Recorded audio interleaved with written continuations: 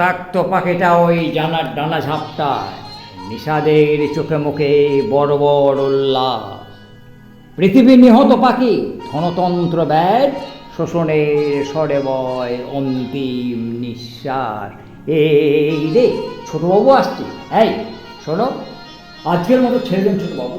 মা শীতলা দেবী বলছে আর কোনো দিন আপনাদের বাড়িতে আমি কাঠ তুলতে আসবো না। সকালবেলায় কাঠ ভাঙছো, পাখি মারছো, পড়তে বসবে না, স্কুলে যাবে না।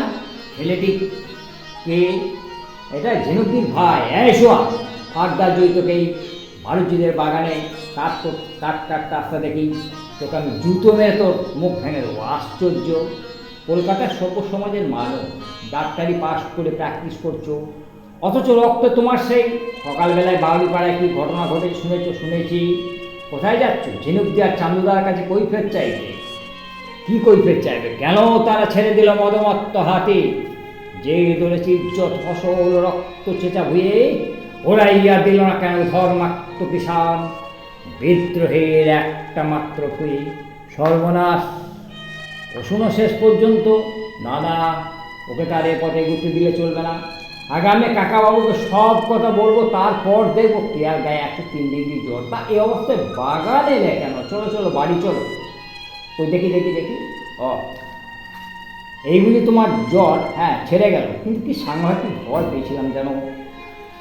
নেমাবাবু ডাকার সঙ্গে সঙ্গে এক গাদা পেশেন্ট দাঁড় করিয়ে একেবারে তাড়াতাড়ি চলেছে। ভেবে এমনি করি আসতে, বুঝলে? শিও হাতের মতো ঝিনুক বাড়ি গালাগাল শুনবো। সমস্ত শিক্ষাই ওর হ্যাগার চাঁদু মাস্টারের। দাদার যেমন রুচি, চাঁদু মাস্টারের বোন চন্দানির সঙ্গে প্রেম চালাচ্ছে। বিয়ে করবে না, চন্দানির সঙ্গে আমি কোনো সম্পর্ক রাখবো না।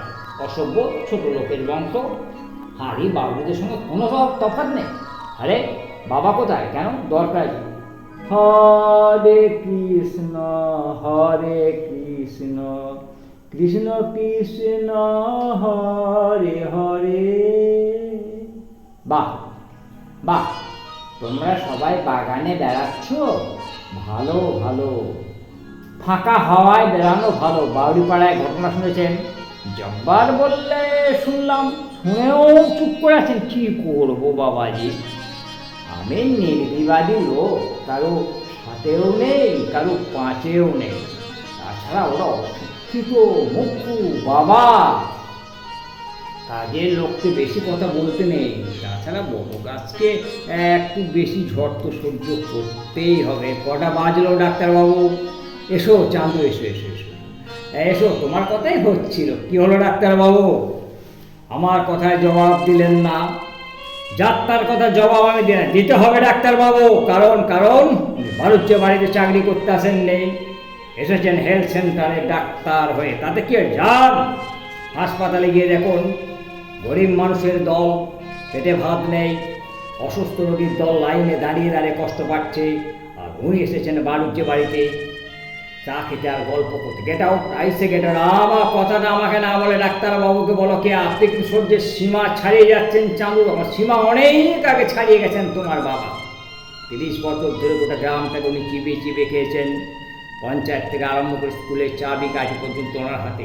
হাড়ি বাউরিরা পেটের দায়ে চোট হয়েছে, মদ তুলছে, মেয়েরা ঝুমুর গাইছে। চাঁদু, আপনার সঙ্গে আমার পরে দেখা হবে।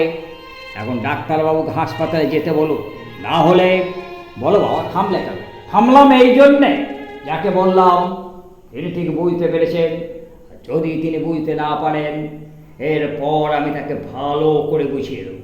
কাকাবাবু বলো বাবাজি, আপনার কথা মতো আমি এখানে চাকরি নিয়ে এসেছিলাম। হ্যাঁ, ভালোভাবে থাকতে চেয়েছিলাম। হ্যাঁ, কিন্তু এখন দেখছি ওই ছোটো লোকগুলোর জন্য আমাকে আরও শক্ত হতো। দিবেন? হ্যাঁ প্রশান্ত, হয় আমি চাঁদু মাস্টারকে দেখে নেবো, নাহলে আমি চাকরি ছেড়ে দিয়ে চলে যাবো। বোকা কোথাকার, দুম করে মাথা গরম করে চলে গেল।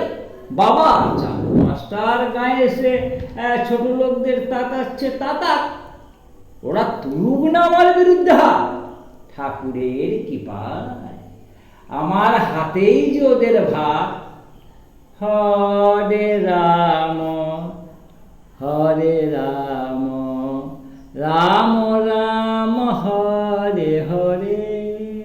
বোকা কোথা, টাকার জমি করেই মরবে, জীবনটাকে ভোগ করতে জানে না। ভোগ আমি করব, শুধু তুমি ভোগ করবে, আমি করব না? বরটাকে সহজে ছেড়ে দেবো মনে করেছো? তাকে জব্দ করে দেবে ওই ফটকে মিত্রি, বুঝতে পারলে না? ঝিনুক বাড়ি যার সঙ্গে মদের ব্যবসা করে, তার মদের ব্যবসা দাদা নাকি বন্ধ করে দেবে। তুমি দেখে নিও প্রশান্ত, শেষ পর্যন্ত বড়দা বাড়ি থেকেই বেরোনো বন্ধ হয়ে যাবে। ননসেন্স কোথাকার ইউনিক চন্দ্রারে। তা হোক তা হোক, ও তো কেনা বই, যখন খুশি পড়বো। তার আগে ঝিনুক, বুনো বুনো গন্ধ, মাল খেয়ে যা দেওয়ালা করছিল, মাত্র হাঁটু জল, এক বুক মুক্ত নিয়ে পড়ে আছে ঝিনুকটা। পাহাড়ার ফটকে মিত্রকে সরিয়ে, ও ঝিনুক